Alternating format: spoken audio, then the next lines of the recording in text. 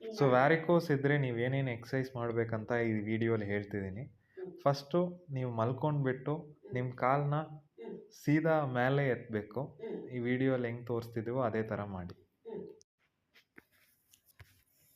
ಈಗ ಈ ಥರ ಮೇಲೆ ಕಾಲನ್ನ ಎತ್ಬಿಟ್ಟು ಒಂದು 10-15 ಸೆಕೆಂಡ್ ಇಟ್ಕೊಳ್ಳಿ. ಆದರೆ ಒಂದು 30 ಸೆಕೆಂಡ್ ಕೂಡ ನೀವು ಇಟ್ಕೋಬೋದು.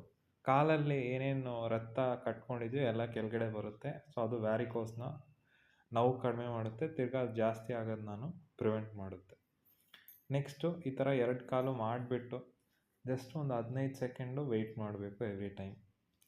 ನಿಮಗೆ ಅದೇ joint pain, hip joint pain ಏನಾದರೆ ಬೇರೆ ಯಾರನ್ನಾದ್ರೂ ಕಾಲು ಎತ್ತಕ್ಕೆ ಕೂಡ ಹೇಳ್ಬೋದು. ಈ ಥರ ಕಾಲು ಮೇಲೆ ಎತ್ಬಿಟ್ಟು ಯಾರನ್ನಾದ್ರೂ ಒಬ್ಬರು ಮಸಾಜ್ ಕೂಡ ಮಾಡೋಕ್ಕೆ ಹೇಳ್ಬೋದು. ಈಗ ನೆಕ್ಸ್ಟ್ ಎಕ್ಸಸೈಸ್ ಹೇಳ್ತೀನಿ. ಸೊ ನೆಕ್ಸ್ಟ್ ಎಕ್ಸಸೈಸಲ್ಲಿ ಸೈಕ್ಲಿಂಗ್ ಥರ ಮಾಡಬೇಕು. ನಿಧಾನಕ್ಕೆ ನಿಮ್ಮ ಕಾಲನ್ನ ಸೈಕಲ್ ಪೆಡಲ್ ಮಾಡೋ ಥರನೇ ಮಾಡಿ. ಇದು ಮಾಡುವಾಗ ಮಂಡಿ ನೋವು ಏನಾದಿದ್ದರೆ ಮೆಲ್ಲಕ್ಕೆ ಮಾಡಿ. ಸೊ ಮ್ಯಾಕ್ಸಿಮಮ್ ನೋವು ಕಡಿಮೆ ಇರೋ ಥರನೇ ಎಕ್ಸಸೈಸ್ ಮಾಡಬೇಕು.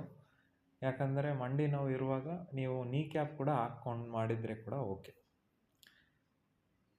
ಸೊ ಈ ಪೊಸಿಷನ್ ಕರೆಕ್ಟಾಗಿ ಫಾಲೋ ಮಾಡಿ ಮತ್ತು ಪೆಡ್ಲಿಂಗ್ ಥರ ಮಾಡಿ.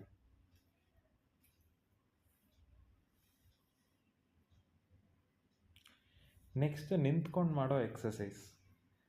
ಫಸ್ಟು ನಿಂತ್ಕೊಂಡು ಏನು ಮಾಡಬೇಕಂದ್ರೆ, ನಿಂತ್ಕೊಂಡಿರುವಾಗ ಬ್ಲಡ್ ಎಲ್ಲ ಕಾಲಲ್ಲಿ ಉಳ್ಕೊಂಡಿರುತ್ತೆ ಕೆಳಗಡೆ.